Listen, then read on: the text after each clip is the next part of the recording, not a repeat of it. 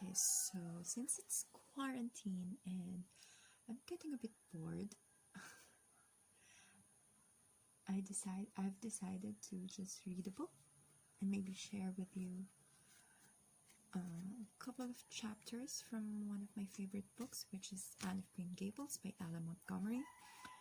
And I haven't read out loud for quite some time, so I don't know how this will turn out. But before we start the chapters, I was actually lucky enough to visit Prince Edward Island. This was back when I was working on board, and I think I had a bit of a high expectation. I had too much expectations for it because I was a bit disappointed. However, it's not because of the place, it was because of the tourists. There was about 10 buses there and the house was small. So I guess I wasn't able to enjoy it much. But I would love to visit it again without many people, hopefully, and just have a quiet afternoon there. Let's see. So let me read the first chapter. Mrs. Rachel Lynde is surprised. Mrs. Rachel Lynde lived just where the Avonlea main road dipped down into a little hollow, fringed with alders and ladies' eardrops, and traversed by a brook that had its source away back in the woods of the old Guthbert place. It was reputed to be an intricate headlong brook in its earlier course through those woods, with dark secrets of pool and cascade, but by the time it reached Lynde's Hollow, it was a quiet, well-conducted little stream, for not even a brook could run past Mrs. Rachel Lynde's door without due regard for decency and decorum. It probably was conscious that Mrs. Rachel was sitting at her window, keeping a sharp eye on everything that passed, from brooks and children up, and that if she noticed anything odd or out of place, she would never rest until she had ferreted out the whys and wherefores thereof. There are plenty of people in Avonlea and out of it who can attend closely to their neighbours' business by dint of neglecting their own. But Mrs. Rachel Lynde was one of those capable creatures who can manage their own concerns and those of other folks into the bargain. She was a notable housewife. Her work was always done and well done. She ran the sewing circle, helped run the Sunday school, and was the strongest prop of the Church Aid Society and Foreign Missions Auxiliary. Yet, with all of this, Mrs. Rachel found abundant time to sit for hours at her kitchen window, knitting cotton-wrapped quilts. She had knitted 16 of them, as the Avonlea housekeepers were wont to tell in awed voices, and keeping a sharp eye on the main road that crossed the hollow and wound up the steep red hills beyond. Since Avonlea occupied a little triangular peninsula jutting out into the Gulf of St. Lawrence, with water on two sides of it, anybody who went out of it or into it had to pass over that hill road, and so run the unseen gauntlet of Mrs. Rachel's all-seeing eye. She was sitting there one afternoon in early June. The sun was coming in at the window warm and bright. The orchard on the slope below the house was in a bridal flush of pinky white bloom and hummed over by a myriad of bees. Thomas Lynde, a meek little man whom Avonlea people called Rachel Lynde's husband, was sowing his late turnip seed on the hill field beyond the barn, and Matthew Cuthbert ought to have been sowing his on the big red brook field away over by Green Gables. Mrs. Rachel knew that he ought to because she had heard him tell Peter Morrison that evening before in William J. Blair's store over at Carmody that he meant to sow his turnip seeds the next afternoon. Peter had asked him, of course, for Matthew Cuthbert had never been known to volunteer information about anything in his whole life. And yet here was Matthew Cuthbert at 3:30 on the afternoon of a busy day, placidly driving over the hollow and up the hill.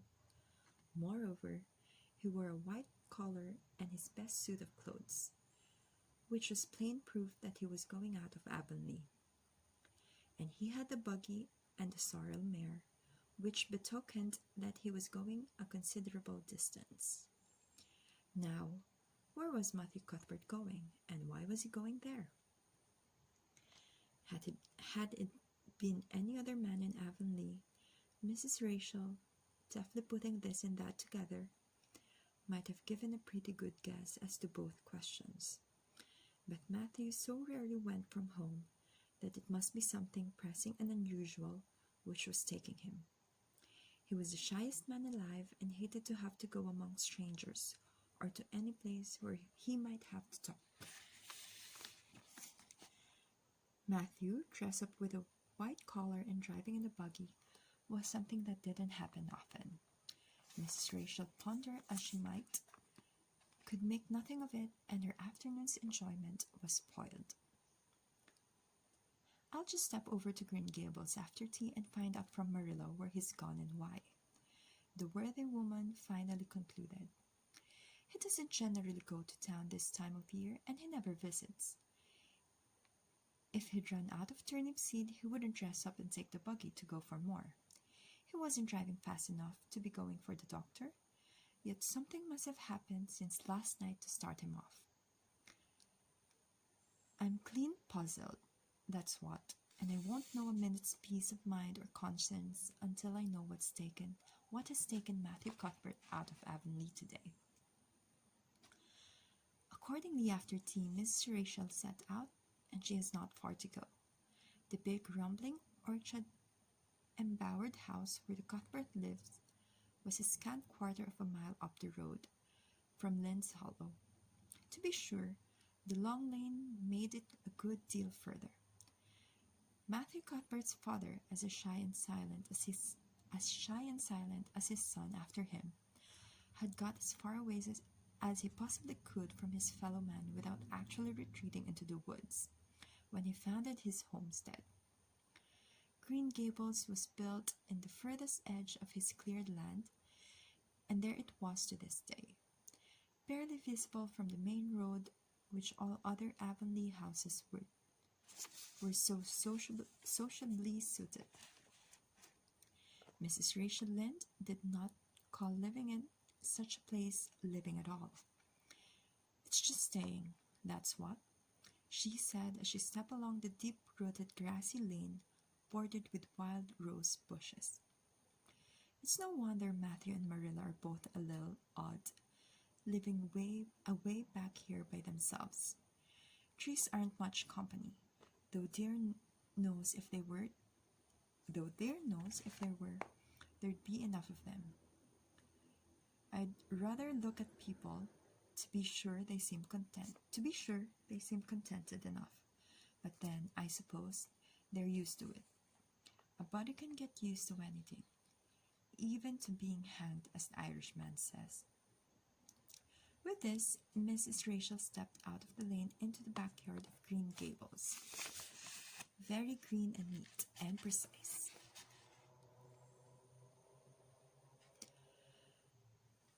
And precise was that yard, set about on one side with great patriarchal windows, and on the other with prim Lombardies.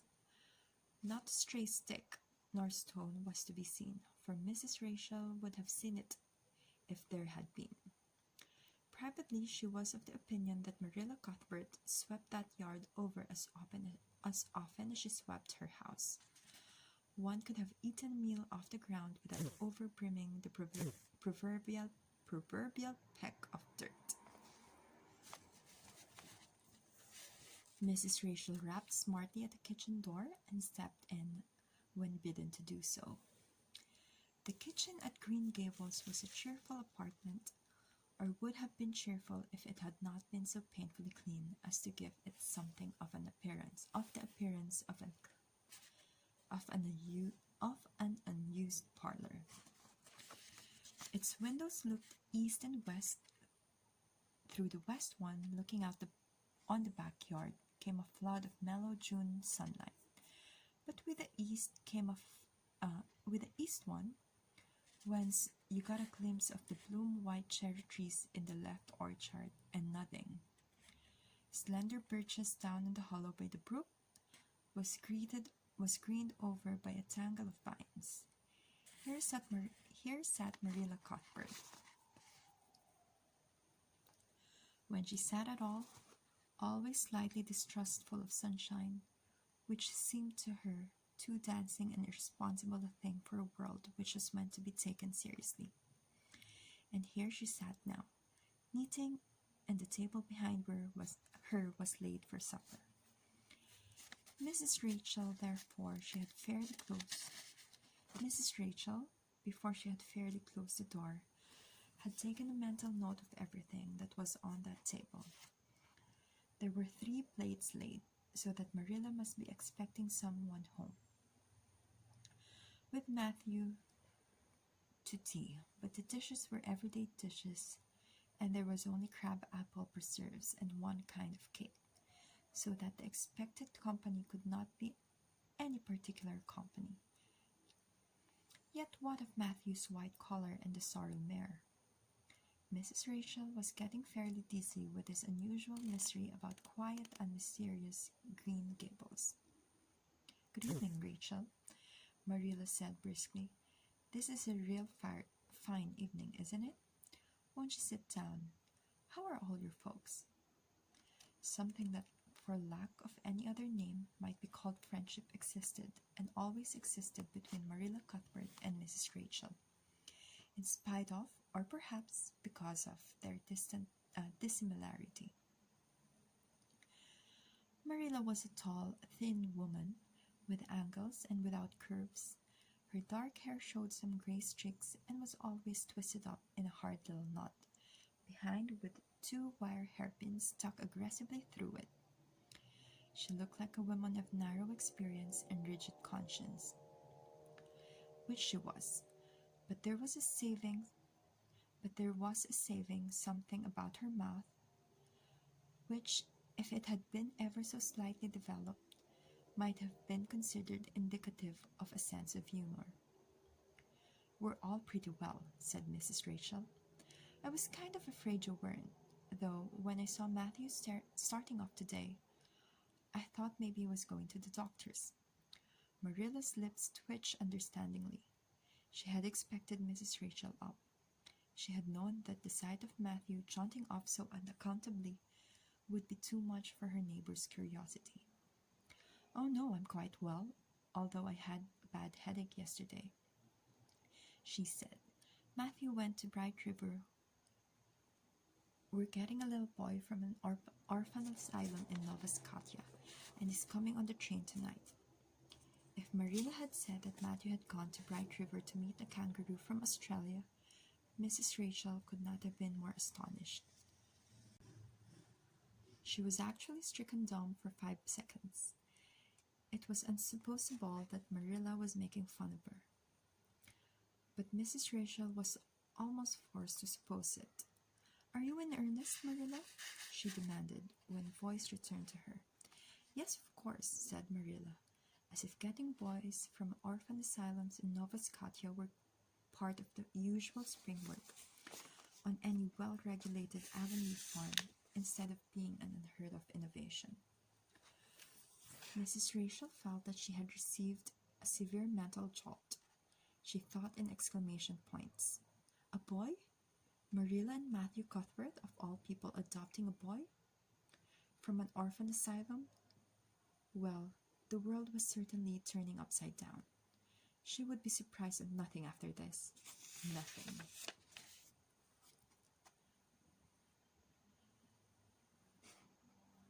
What on earth put such a notion into your head?" she demanded disapprovingly. This had been done without her advice being asked, and must perforce be disapproved. "Well, we've been thinking about it for some time. all winter, in fact, returned Marilla. Mrs. Alexander Spencer was up here one day before Christmas, and she said she was going to get a little girl from the asylum over in Hopetown in the spring. Her cousin lives there, and Mrs. Spencer has visited her and knows all about it. So Matthew and I have talked it over and on ever since. We thought we'd get a boy. Matthew was getting up in years, you know. He's 60, and he isn't so spry as he once was. His heart troubles him a good deal, and you know how desperate hard it's got to be to get hired help. There's never anybody to be had but those stupid half-grown milk ranch boys. And as soon as you do get one, broke into your ways and taught something, he's up and off to the lobster canneries or the States. At first, Matthew suggested getting a Barnado boy, but I said no. Flat to that. They may be all right, I'm not saying they're not, but no London Street Arabs for me. I said, give me a native born at least. There'll be a risk, no matter who we get, but I'll feel easier in my mind and sleep sounder at nights if we get a born Canadian. So in the end, we decided to ask Mrs. Spencer to pick us out one when she went over to get her little girl. We heard last week she was going, so we sent her word by Richard Spencer's folks at Carmody to bring us a smart, likely boy of about 10 or 11. We decided that would be the best age, old enough to be of some use in doing chores right off and young enough to be trained up proper. We mean to give him a good home and schooling. We had a telegram from Mrs. Alexander Spencer today. The mailman brought it from the station saying they were coming on the 5:30 train tonight. So Matthew went up to Bright River to meet him. Mrs. Spencer will drop him off there. Of course, she goes on to White Sands Station herself. Mrs. Rachel prided herself on always speaking her mind. She proceeded to speak it now, having adjusted her mental attitude to this amazing piece of news.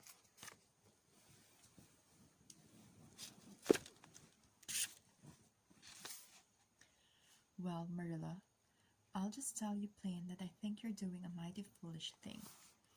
A risky thing, that's what. You don't know what you're getting. You're bringing a strange child into your house and home, and you don't know a single thing about him, nor what his disposition is like, nor what sort of parents he had, nor how he's likely to turn out. Why, it was only last week I read in the paper how a man and his wife up west in the island took a boy out of an orphan asylum, and he set fire to the house at night, set it on purpose, Marilla, and nearly burnt down to a crisp in their beds. And I know another case where an adopted boy used to suck the eggs. They couldn't break him out of it. If you had asked my advice in the matter, which you didn't do, Marilla, I'd have said for mercy's sake not to think of such a thing, that's what. This job's comforting seemed neither to offend nor alarm Marilla. She knitted steadily on. I don't deny there's something in what you say, Rachel. I've had some qualms myself, but Matthew was terribly set on it. Terribly set on it. I could see that, so I gave in. It's so seldom Matthew sets his mind on anything, that when he does, I always feel it's my duty to give in. And as for the risk, there's risk in pretty near everything a body does in this world. There's risk in people's having children of their own if it comes to that. They don't always turn out well, and then Nova Scotia is right close to the island. It isn't as if we're getting him from England or the States. He can't be much different from ourselves. Well, I hope it will turn out all right, said Mrs. Rachel in a tone that plainly indicated her painful doubts. Only don't say I didn't warn you if he burns Green Gables down. or puts strychnine in the well. I heard of a case over in New Brunswick where an orphan asylum child did that and the whole family died in fearful agonies. Only if it was a girl in that instance. Well, we're not getting a girl, said Marilla, as if poisoning wells were a purely feminine accomplishment, and not to be dreaded in the case of a boy. I'd never dream of taking a girl to bring up. I wonder at Mrs. Alexander Spencer for doing it. But there, she wouldn't shrink from adopting a whole orphan asylum if she took it into her head. Mrs. Rachel would have liked to stay until Matthew came home with his imported orphan, but reflecting that it would be a good 2 hours at least before his arrival, she concluded to go up the road to Robert's Bell and tell them the news. It would certainly make a sensation second to none, and Mrs. Rachel dearly loved to make a sensation. So she took herself away, somewhat to Marilla's relief, for the latter felt her doubts and fears reviving under the influence of Mrs. Rachel's pessimism. Well, of all things that ever were or will be, ejaculated Mrs. Rachel, when she was safely out in the lane. It does really seem as if I must be dreaming. Well, I'm sorry for that poor young one, and no mistake. Matthew and Marilla don't know anything about children, and they'll expect him to be wiser and steadier than his own grandfather. If so be he's ever had a grandfather, which is doubtful. It seems uncanny to think of a child at Green Gables somehow. There's never been one there, for Matthew and Marilla were grown up when the new house was built. If they ever were children, which is hard to believe when one looks at them, I wouldn't be in that orphan's shoes for anything. My, but I pity him, that's what. So said Mrs. Rachel to the wind, to the wild rose bushes out of the fullness of her heart. But if she could have seen the child who was waiting patiently at the Bright River station at that very moment, her pity would have been still deeper and more profound. And that's it for chapter 1. A lot of mispronounced words and whatnot, but there you go. Last time I've read this was 4 years ago. So, hope you enjoyed that, and see you next time. Bye. Have a great day.